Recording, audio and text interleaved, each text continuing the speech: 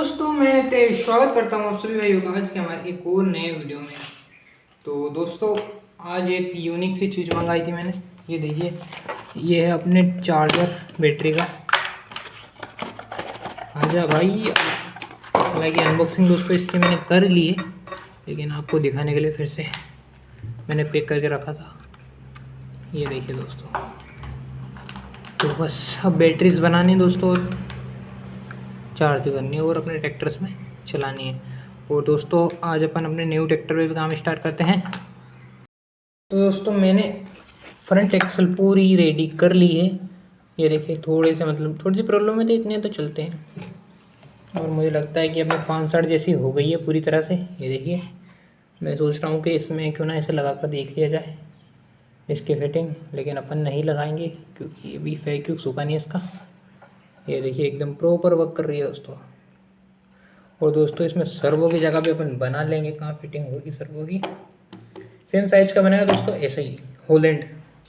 बताने का तो नहीं था, लेकिन मैंने आपको बता दिया कि अपन होलैंड बनाने वाले हैं। ये देखिए।